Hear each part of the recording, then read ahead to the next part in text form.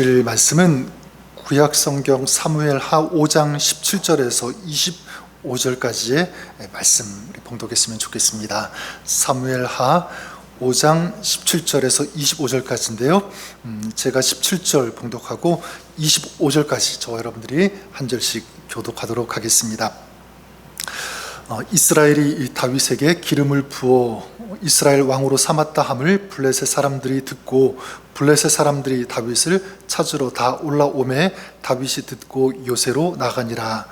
블레셋 사람들이 이미 이르러 르바임 골짜기에 가득한지라. 다윗이 여호와께 여쭈어 이르되 내가 블레셋 사람에게로 올라가리이까 여호와께서 그들을 내 손에 넘기시겠나이까 하니 여호와께서 다윗에게 말씀하시되 올라가라. 내가 반드시 블레셋 사람을 내 손에 넘기리라 하신지라. 다윗이 바알페라심에 이르러 거기서 그들을 치고 다윗이 말하되 여호와께서 물을 흩음같이 내 앞에서 내 대적을 흩으셨다 하므로 그곳 이름을 바알페라심이라 부르니라. 거기서 블레셋 사람들이 그들의 우상을 버렸으므로 다윗과 그의 부하들이 치우니라. 블레셋 사람들이 다시 올라와서 마임 골짜기에 가득한지라. 다윗이 여호와께 여쭈니 이르시되 올라가지 말고 그들 뒤로 돌아서 뽕나무 숲을 맞은편에서 그들을 기습하되 나무 군대에게서 걸음걸이가 들거든 곧 공격하라. 그때 여호와가 너보다 앞서 나아가서 블레셋 군대를 치리라. 25절 가시겠습니다. 이에 다윗이 여호와의 명령대로 행하여 블레셋 사람을 쳐서 게바에서 게셀까지 이르니라. 아멘. 하나님 말씀입니다. 아마 여러분 기억하실지 모르겠지만 2023년 우리 시작하면서 사무엘상 말씀을 가지고 쭉 그 이야기, 특별히 다윗의 이야기들 같이 나누었는데요. 연말까지 사무엘상 전체 그리고 사무엘하 앞부분 이렇게 나오고 이제 거기서 중지하고 또 다른 본문 가지고 말씀을 계속 나누었는데 오늘부터 그 이후에 좀 이야기를 같이 조명해 보면서 그 이야기 속에 담겨 있는 영적인 교훈 또 영적인 이 메시지를 좀 우리가 발견하고 나누기를 원합니다. 오늘 읽은 바와 같이 오늘 본문 보면 다윗이 이제 온 이스라엘의 왕이 되죠. 왕으로 등극하게 됩니다. 그리고 이후에 예루살렘을 이스라엘의 수도로 정하게 되는 이런 일을 하게 되는데, 자, 이렇게 왕이 되고 또 예루살렘을 수도로 정하면서 전쟁을 하게 되는데 그게 바로 블레셋과의 전쟁입니다. 그래서 이제 이 나라를 제대로 좀 잡아가려고 하는 수도를 정하면서 왕이 되었으니까 그런 시점에서 이스라엘의 가장 큰 대적이라고 할 수 있는 블레셋과 전쟁을 하게 되는데요. 17절의 말씀 바로 이렇게 시작하지 않습니까? 이스라엘이 다윗에게 기름을 부어 이스라엘 왕으로 삼았다 함을 블레셋 사람들이 듣고 블레셋 사람들이 다윗을 찾으러 다 올라오매 다윗이 듣고 요새로 나가니라. 여기 보니까 다윗을 찾으러 올라왔다 이렇게 말씀하고 있습니다. 이 찾는다라고 하는 이 단어 바켓이라고 하는 히브리어 이 단어를 사용하고 있는데 이 공격 대상, 그러니까 우리가 공격해야 할 대상이 어디에 있는지 탐색하고 그를 잡으러 오는, 이것이 바로 바켓, 이 찾으러 온다는 그런 단어의 뜻입니다. 그래서 그 앞에 그 사무엘상 그 이야기에서 우리가 쭉 보았던 것처럼 사울이 다윗을 찾아서 죽이기 위해서 계속 탐색하고 탐문하고 추격하지 않습니까? 그때 종종 많이 사용했던 단어가 바로 이 바켓, 찾았다라고 하는 그런 단어. 그러니까 이 블레셋이 지금 다윗을 찾으러 올라왔다라고 하는 것은 뭐냐면 단순한 어떤 이동이 아니죠. 이건 뭐냐면 전쟁을 하고 다윗을 죽이겠다는 이 강력한 의지를 가지고 찾고 있는 거예요. 지금 올라오는 것입니다. 그래서 블레셋이 이 다윗을 찾아 올라오는 이 이야기, 자, 읽어보면서 오늘 우리에게 좀 우리가 또 발견해야 되는 그런 영적인 중요한 교훈과 비밀이 좀 있다고 생각합니다. 그래서 크게 저는 좀 두 가지를 오늘 본문을 통해서 같이 나누고 싶은데, 첫 번째는 뭐냐면 대적 원수는 굉장히 끈질기다라고 하는 것입니다. 대적 원수 사단은 끈질기다. 이걸 좋게 얘기하면 사단도 열심히 있다라는 것입니다. 포기하지 않는다. 사실 이 열심이라고 하는 단어는 굉장히 좋은 단어죠. 이건 하나님의 성품이기도 합니다. 그래서 하나님의 열심, 열심의 하나님, 성실하신 하나님, 이 하나님을 표현할 때 가장 적합한 이 단어가 열심이지만, 그런데 방향만 다를 뿐이지, 또 목적만 다를 뿐이지 사단에게도 이런 나쁜 열심은 있다라는 것입니다. 그래서 이 블레셋 같은 경우에 그렇죠. 지금 아주 정확한 타이밍에 다윗을 공격하려고 해요. 어떤 타이밍입니까? 지금 이스라엘의 왕이 되었잖아요. 등극했어요. 그리고 수도를 정했습니다. 뭔가 좀 이제 새로운 어떤 그런 일들을 하려고 하는 첫 출발점에 있는 거예요. 근데 지금 이 블레셋이 그것을 알고 다윗을 치러 올라왔다는 것은 무엇입니까? 지금 왕으로서 제대로 활약하지 못하도록 그 싹부터 잘라버리겠다라는 거예요.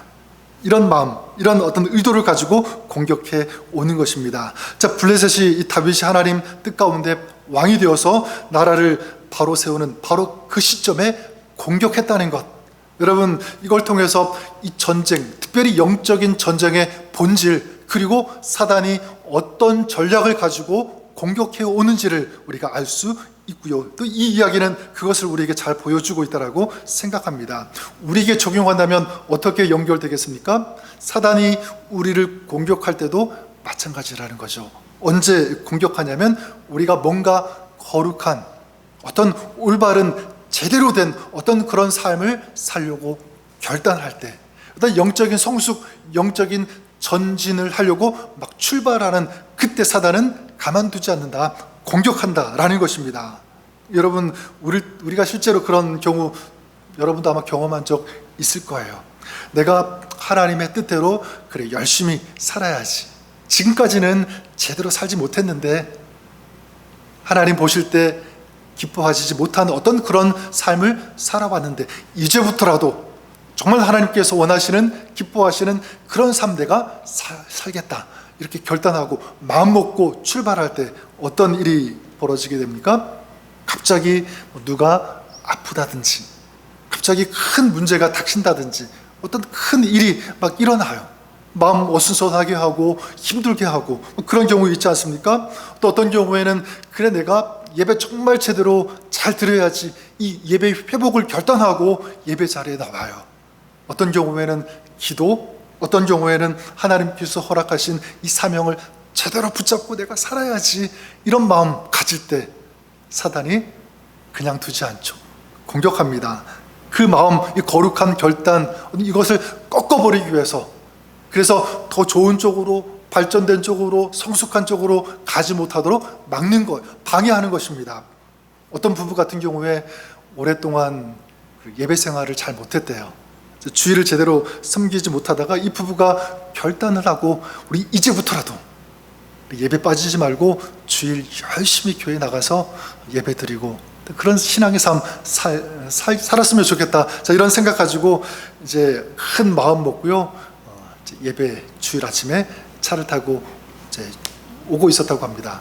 그런데 갑자기 이 두 부부 사이에 별것도 아닌 아주 사소한 말다툼이 일어난 거야.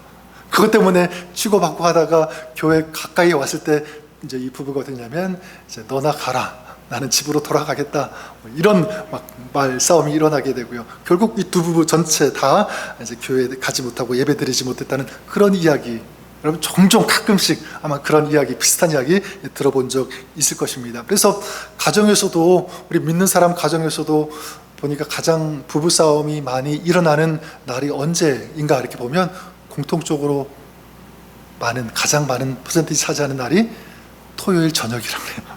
아니면 주일 아침. 근데 제가 무엇을 얘기하고 싶냐면, 신앙의 이 전환점이 있을 때는요, 반드시 영적인 전쟁이 일어난다라는 것입니다. 없으면 좋겠지만, 근데 있는 거예요. 성도가 성도로 제대로 살 수 없도록, 온전하고 성숙한 신앙으로 자라가지 못하도록 끊임없이 사단은 공격한다. 가만두지 않는다. 그래서 어떤 경우에는 자꾸 불신의 마음 심어주기도 하고요, 유혹하기도 하고 두려움을 주기도 하고, 그래서 어떤 경우에는 또 실망감, 좌절감, 막 이런 감정적인 어떤 그런 것들을 계속 건드리고 터치하고 우리를 무너지게 한다. 이게 다 누가 하는 것이냐면 사단이 하는 것이고요, 바로 영적인 전쟁 가운데 우리가 있다는 것입니다. 자, 여러분, 그럴 때 우리가 어떻게 해야 되는가? 아니구나. 여기까지구나. 이거는 하지 말라는구나. 어떤 그런 쪽으로 해석하지 말고 영적인 분별력을 가지고 믿음의 눈으로 제대로 볼 수 있어야 된다.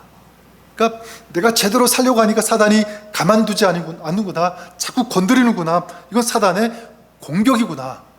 이렇게 보는 거죠. 교회에서도 마찬가지입니다. 교회가 제대로 된 이 교회로, 하나님의 공동체로, 예배 공동체로, 또 선교 공동체로 그 사명을 붙잡고 도약하려고 할 때, 발전하려고 할 때, 제대로 서려고 할 때 사단은 그 교회를 가만두지 않아요. 자꾸 사람을 건드리고 사람의 마음을 흔들어 놓고 갈등을 일으키고 갈라지게 하고 분열하게 하는 그런 일들이 굉장히 많이 일어난다는 사실입니다. 마찬가지로 우리는 영적인 눈으로 그것을 볼 수 있어야 된다. 사단이, 우리가 이렇게 하려고 하니까 사단이 지금 비상이 걸렸구나. 급하구나. 그래서 가만두지 않는구나.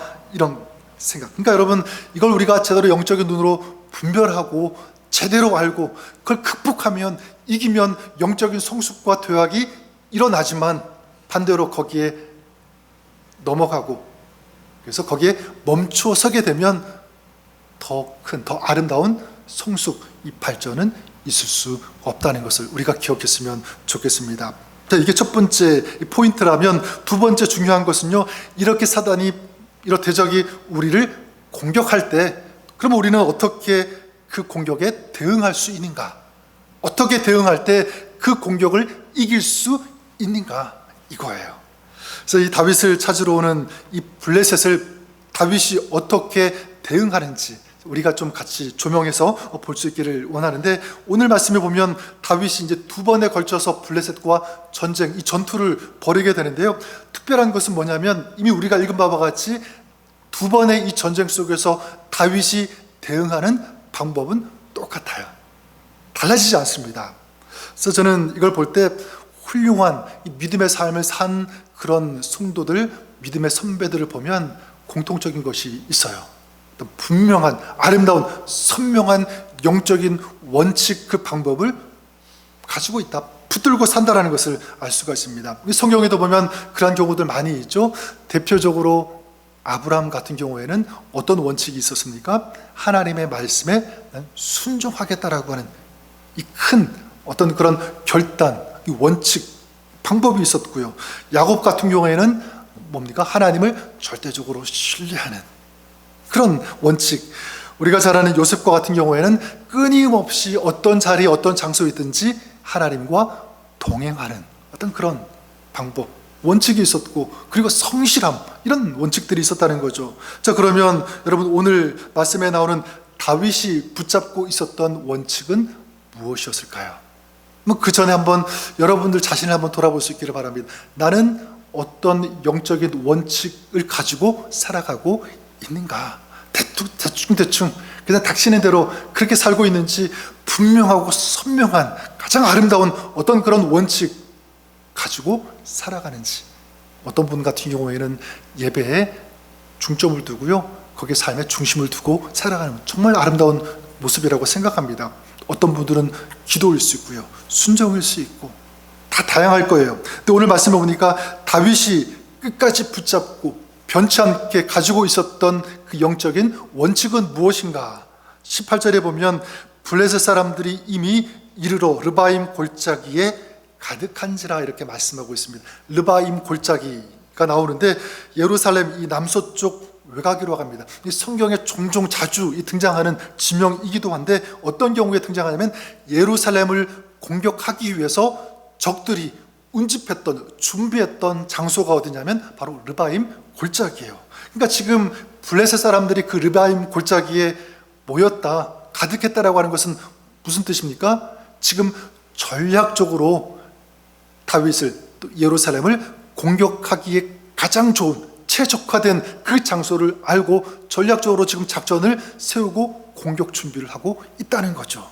그리고 그곳에 가득했다 이렇게 말씀하고 있지 않습니까? 가득했다, 이건 뭐냐면 단순히 몇 명이 죽이려고 온 것이 아니라 지금 민족 전체가 힘을 합쳐서 침공하려고 하는 그 모습을 지금 상징하고 있는 것입니다. 그러니까 몇몇 정예 병력이 아니라 전군이 다 동원돼 가지고 대단히적으로 침공하려고 하는 어떤 그런 상태인 거예요. 여러분, 이건 영적으로 하나님 나라가 세워지는 것에 대한 이 사단의 총 공세, 우리가 이렇게 비교해 볼 수가 있는데, 지금 이 다윗이 적들이 그렇게 자신을 공격하고 죽이러 온다는 그것을 알았을 때, 이 르바임에 지금 이 적들이 가득하다는 것을 알고 보았을 때, 여러분 다윗의 마음이 어땠을까요? 어떻게 보면 인간적인 사람이니까 초조할 수도 있었을 거예요. 그렇죠? 두려웠을 거예요. 자, 그런 긴박한 상황에서 지금 다윗이 어떻게 하는지 우리가 보기를 원하는데, 한번 우리 19절 말씀에 다윗이 어떻게 하는지 같이 읽어보도록 하겠습니다. 19절 말씀 같이 읽어보겠습니다. 시작. 다윗이 여호와께 여쭈어 이르되 내가 블레셋 사람에게로 올라가리이까 여호와께서 그들을 내 손에 넘기시겠나이까 하니, 여호와께서 다윗에게 말씀하시되 올라가라, 내가 반드시 블레셋 사람을 내 손에 넘기리라 하신지라. 자, 여기 보십시오. 다윗이 이런 긴박한 위험한 이 두려울 수밖에 없는 그런 상황 속에서 한 것이 무엇입니까? 하나님께 나아가서 하나님께 여쭈었습니다. 여호와께 여쭈어 이르되, 그 다음 어떻게 하죠? 내가 블레셋에게로 올라가리이까. 그랬더니 하나님께서 뭐라고 말씀합니까? 여호와께서 그들을 내 손에 넘기시겠나이까. 그러면서 이런 질문 계속 던지면서 하나님으로부터 말씀을 듣죠. 올라가라, 싸우라라고 하는 그런 음성을 듣게 됩니다. 그리고 23절 두 번째 전쟁에서도 이 동일한 패턴이 나오는데요. 다윗이 여호와께 여쭈어 이르시되 이렇게 말씀이 시작되고 있습니다. 그러니까 23절 말씀은요, 지금 어떤 배경이냐면 앞에서 벌써 블레셋하고 한번 첫 번째 싸워서 이긴 다음이에요. 그 다음 두 번째 싸움에서 지금 또다시 하나님께 여쭈어 묻고 있는 거예요. 여러분, 사실 앞에서 이미 전쟁을 치루었잖아요. 그죠? 경험이 있는 거예요. 가서 싸웠습니다. 또 어떻게 싸우면 이기게 될지 벌써 터득하고 있는 거예요. 경험했으니까. 자, 그런데 지금 어떻게 하고 있습니까? 이미 다 알고 경험했고 터득했음에도 불구하고 또다시 하나님께 어떻게 하고 있는 거죠? 묻고 있어요. 여쭙고 있는 것입니다. 무엇을 알 수 있냐면 다윗은 자신의 경험을 의지하지 않았다. 자기의 지식, 자기가 보았던 것, 경험했던 것, 이걸 의지하지 않고 철저하게 누구를 의지하는 거예요? 하나님을 의지했다. 하나님께 계속 여쭈고 있는 거예요. 제가 어떻게 하겠습니까? 어떻게 해야 하겠습니까? 다윗은 이렇게 계속해서 하나님께 물었고, 그랬을 때 하나님께서 그에게 말씀하셨죠. 말씀하셨다는 것은 뭐냐면 다윗의 입장에서는 여호와의 말씀을 들은 것입니다. 음성을 들은 거예요. 자, 이것이 지금 뭐예요? 다윗이 택한, 다윗이 계속해서 붙잡고 있는 영적인 이 중요한 원칙이었다라는 것을 알 수가 있습니다. 자, 그렇다면 이것은요, 오늘 우리에게도, 저와 여러분 우리에게도 동일하게 저는 적용이 된다라고 생각합니다. 여러분, 우리도 이 영적인 이 원칙을 붙잡고 이 원칙을 지키며 살아가시는 여러분 될 수 있기를 주님의 이름으로 간절히 축원합니다. 무엇이냐면 말씀드렸던 것처럼 하나님께 묻는 것, 그리고 하나님의 음성을 듣는 것, 그리고 하나님의 그 인도하심을 따라 순종하는, 이런 것들. 여러분, 언제 어떤 자리에서 이렇게 해야 될까요? 오늘 말씀으로 본다면 우리도 르바임 골짜기 앞에서 그럴 수 있어야 된다라고 말씀드리고 싶어요. 지금은 이 블레셋이 다윗을 치기 위해서 가득했던 그 르바임 골짜기, 여러분 우리에게도 그런 의미에서 영적으로 본다면, 또 우리 삶 살아가면서 본다면 르바임의 이 골짜기는 다윗에게만 있었던 것이 아니라 오늘 우리에게도 있을까요? 없을까요? 있죠. 우리에게도 르바임 골짜기 얼마든지 있습니다. 어떤 경우에는 큰, 감당하기 어려울 것 같은 시험이 있을, 이 르바임 골짜기일 수도 있고 유혹일 수도 있죠. 또 어떤 문제일 수도 있습니다. 다양해요. 이 르바임 골짜기의 이 모습은. 어쨌든 이 르바임 골짜기 우리도 직면하고 만나고, 어떤 경우에 우리의 삶에 지금도 그 르바임 골짜기를 지나가고 있는 그런 성도들도 있을 수 있을 거예요. 자, 그런데 이 르바임 골짜기, 이 골짜기를 승리의 골짜기로 바꾸기 위해서는 어떻게 해야 되는가? 이게 중요하죠. 어떻게 해야 될까? 지금 다윗이 어떻게 하고 있습니까? 그 르바임 골짜기가 패배의 골짜기가 아니라 승리의 골짜기, 승리의 자리가 되게 하기 위해서 어떻게 하느냐? 여러분, 그 자리를 내가 어떤 자리로 만드느냐, 전 거기에 달려있다라고 믿습니다. 다윗은 어떻게 했죠? 그 르바임 그 골짜기에서 어떻게 했습니까? 르바임 골짜기 앞에서 하나님께 어떻게 했어요? 물었잖아요. 그리고 하나님의 음성을 들은 것입니다. 결국 무엇을 한 거냐면 하나님을 만나고 기도하고 하나님의 인도하심을 받는 것, 계속해서 하나님의 도우심을 구하는 이 마음, 이 자세. 그러니까 이 르바임 골짜기 앞에서 먼저 하나님 앞에 나아가고 기도하면 하나님의 도우심을 구하는 이것, 전 이것이 오늘 우리에게 필요한 영적인 자세라고 믿습니다. 또 언제 우리가 하나님께 여쭈어야 되는가라고 할 때 두 번째는요, 모든 것이 잘 된다고 생각할 때도 마찬가지예요. 우리가 하나님 앞에 나아가서 하나님의 도우심을 구하고 인도하심을 구하는 것, 이거는요, 우리 피곤할 때, 힘들 때, 어떤 일들이 잘 안 될 때 그때 하나님께 찾아가야지 절대로 그렇지 않습니다. 물론 당연히 그때 더더욱 하나님 앞에 나아가서 기도하고 하나님의 은혜를 구해야 되지만 그게 전부가 아니라 우리가 살아가면서 아무 문제가 없는 것 같을 때도 마찬가지예요. 하나님의 도우심 필요하지 않다고 느끼는 그런 순간, 그때 하나님께 나아가 하나님의 도우심을 구하는, 이게 진짜 살아있는 신앙이다, 깨어있는 신앙이다 라고 할 수 있는 것입니다. 누구를 통해서 지금 알 수가 있죠? 다윗을 통해서 알 수가 있어요. 앞에서 말씀드렸던 것처럼 다윗은 이미 그 22절에 나왔던 것처럼 첫 번째 전투에서 승리를 경험했어요. 그 다음 이제 블레셋이 똑같은 방법으로 이 르바임 골짜기에 가득했다, 모였다, 또 반복되는데 그때도 어떻게 하고 있죠? 그때도 하나님께 욥주는 거예요. 하나님께 묻고 있는 것입니다. 하나님의 음성을 들은 거예요. 그러니까 무엇을 할 수 있냐면 철저하게 하나님을 의지하는 거죠. 자만하지 않았다, 교만하지 않았다. 이젠 내가 경험이 있으니까 내 힘으로 충분히 이길 수 있다, 그런 생각 갖지 않고 더 겸손하게, 더 무릎 꿇고 또 하나님께 구하고 하나님의 인도하심을 구한 이 다윗의 모습. 여러분, 이렇게 다윗이 하나님께 물었을 때, 그리고 음성을 듣고 나아가서 싸웠을 때 어떤 일이 벌어지게 됩니까? 이거 우리에게도 동일하게 적용이 되고 연결이 된다고 생각해요. 우리가 어떤 상황 가운데 있든지 하나님께 먼저 나아가면, 기도하면, 주님의 도우심을 구하면, 하나님의 음성을 듣고 그 음성을 따른다면 우리에게도 어떤 역사가 있는가? 우리 한번 20절 말씀 우리 읽었지만 우리 같이 읽어보도록 하겠습니다. 20절에 뭐라고 말씀하고 있는지 같이 읽어볼까요? 자, 시작.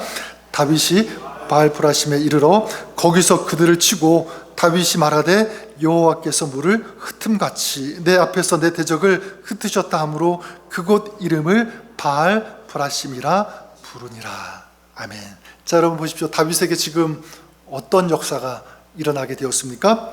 다윗이 고백하죠. 뭐라고 고백합니까? 여호와께서, 주체예요. 우리 하나님께서 물을 흩음같이 내 앞에서 대적을 흩으셨다. 누가 대적을 흩으셨다고요? 하나님께서 누구를 흩으셨다? 대적을 흩으셨다. 물을 흩음같이 대적을 흩으셨다라고 하는 이 표현은요, 아주 생생한, 실감나는 그런 표현입니다. 하나님의 역사하심이 얼마나 강력한지, 얼마나 압도적인지를 잘 생생하게 보여줄 수 있는 그런 단어, 표현이라고 생각해요. 여러분 집에서 종종 바가지에 물을 이렇게 가득 담아가지고 확 이렇게 잔디라든가 뭐 꽃 물을 줄 때, 또 아니면 밖에 이렇게 물 뿌릴 때 있죠. 전혀 없으신 것 같은데 있으실 거예요, 그렇죠? 그때 여러분 확 그 물을 뿌리게 되면 그 물이 어떻게 되죠? 퍼져 나가잖아요, 그렇죠? 분명히 가득 고여 있었는데 이게 다 하나하나가 이게 물 분자가 이게 깨져가지고 퍼져 나가는, 아주 그런 산산조각 나는 그런 모습들, 여러분 혹시 경험이 없으신 분들 한번 머릿속으로 그려도 충분히 이해가 될 거라고 생각합니다. 이 마찬가지로 물을 흩음같이 대적을 흩으셨다. 그러니까 하나님께서 막힘없이 강력하게 압도적으로 지금 대적들을 그렇게 흩으셨다는 거예요. 무력화시키고 진압하시고 이기게 하셨다. 누가요? 하나님께서 하신 거예요. 자, 그래서 다윗이 그곳 이름을 뭐라고 부르게 된 거죠? 바알 브라심. 바알이라고 하는 단어, 이 브라심이라고 하는 이 두 단어가 합쳐진 그런 단어인데, 우리 보통 바알 하면 우상인 바알을 이렇게 연상드리는데, 실제 이 바알은 어떤 뜻을 가지고 있냐면 주인이라고 하는 그런 뜻을 가지고 있어요. 하나님과 관계된 단어예요. 이게 왜곡되어지고, 그래서 그렇지 이 바알이라고 하는, 그러니까 주인 되시는 하나님. 그러니까 이 브라심은 어떤 뜻이냐면 터뜨리다, 쪼개다, 갈라지게 하다, 그리고 여기 나온 것처럼 흩어지게 하다라고 하는, 또 어떤 의미가 아니면 돌파, 브레이킹 뚜루하는, 돌파하고 강력히 파괴시키는 어떤 그런 뜻. 그러니까 이 바알 브라심 어떤 고백이냐면, 그렇고 하나님께서 막힌 것을 뚫으셨다. 하나님께서 도저히 이길 수 없을 것 같은 그런 강력한 것을 하나님이 깨시고 무너뜨리시고 흩어지게 하셨다. 하나님이 하셨다. 그런 고백인 거죠.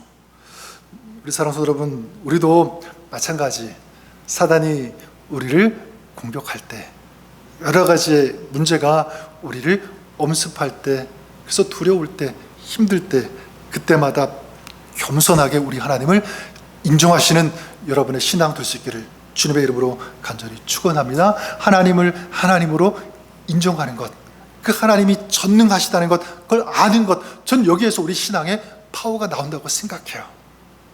그리고 그 하나님 앞에 묻는 거죠. 하나님, 제가 어떻게 해야 할까요? 무엇을 해야 할까요? 하나님의 지혜, 그러니까 하나님의 인도하심을 간절히 소망하고 구하는 거죠.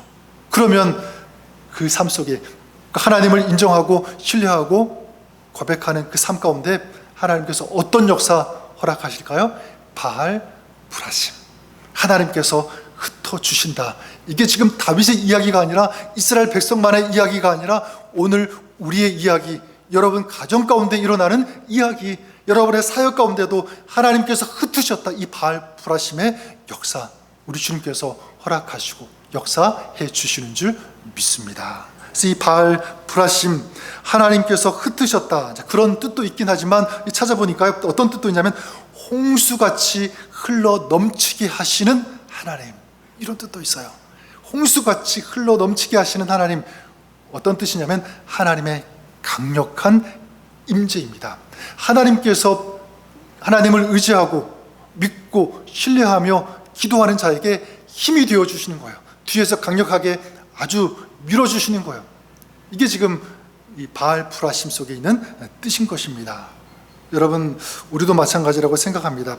우리가 하나님 앞에 나아갈 때, 기도할 때, 하나님의 도우심을 구할 때 우리 하나님께서 이러한 힘과 능력을 허락하시고 부어주시는 줄 믿습니다. 그래서 우리가 잘 아는 말씀 있지 않습니까? 이사야서 40장 29절에서 31절까지 보면 피곤한 자에게는 능력을 주시며, 능력 주시고요, 무능한 자에게는 또 힘을 주시며, 파워죠. 그리고 소년이라도 피곤하며 곤비하며 장정이라도 넘어지고 쓰러지되, 그 다음 보니까 잘 아는 말씀, 오직 여호와를 앙망하는 자는 새 힘을 얻으리니 어떻게 독수리가 날개치며 올라감같이 할 것이요 다름 박질하여도 곤비하지 않겠고 걸어가도 피곤하지 않게 되는 것. 여러분, 누가 하실 때, 누가 힘을 주실 때 이것이 가능합니까? 하나님께서 함께 하실 때, 하나님께서 힘이 되어 주실 때 일어나는 일인 줄 믿습니다. 그뿐만이 아니에요. 우리가 하나님을 그렇게 구하고 하나님 앞에 나아가면 하나님께 생각하시는 방법을 경험하게 되는데, 오늘 말씀 보니까 첫 번째 전투에서 하나님께서 뭐라고 말씀하냐면 올라가라, 이렇게 말씀하세요. 올라가서 싸우라. 근데 두 번째 전투에서는 그렇게 하지 않고 뒤로 숨어 있다가 적들을 기습해라라고 하는 다른 방법을 제시해 주십니다. 그러니까 이게 뭐죠? 여러 가지 방법, 그러니까 우리가 생각하지 못하는 세밀한 하나님의 계획, 하나님의 그 인도하심, 우리를 승리케 하시는 하나님의 방법이 있다는 거죠. 우리에게 그렇게 역사하신다는 거예요. 저는 우리가 하나님 앞에 기도하면, 의지하면 내가 알지 못하는, 내가 경험하지 못하는 새로운 하나님의 방법, 하나님의 은혜가 우리 가운데 가득하게 되고요, 하나님의 그 역사를 경험하는 삶이 되는 줄 믿습니다. 또한 하나님을 바라고 구하는 자에게 하나님께서 어떻게 하시냐면 완전한 회복의 역사를 허락하여 주신다. 이거 참 은혜가 됩니다. 도전이 돼요. 그래서 21절 말씀에 이렇게 말씀하고 있습니다.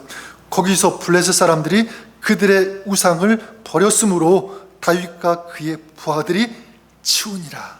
전쟁만 이긴 것이 아니라 지금 이 블레셋 사람들이 뭘 치우고 있었다고, 뭘 버렸다고 말씀하고 있습니까? 자신들이 섬기던 그 우상을 다 버렸다. 이스라엘 백성들이 그들이 버린 그 우상들을 치운 거예요. 그러니까 단순히 어떤 물리학적으로 전쟁에서 이긴 것뿐만 아니라 어떤 그 마음, 영적인 보이지 않는 그 부분까지도 승리하는 거예요. 이전에 이스라엘이 불순종했을 때 법궤를 빼앗겼죠. 그리고 하나님의 그 임재의 상징인 이 법궤가 그 적의 우상 발 밑에 있는 그런 치욕적인 경험도 있었습니다. 근데 지금 완전히 반대가 되는 거예요.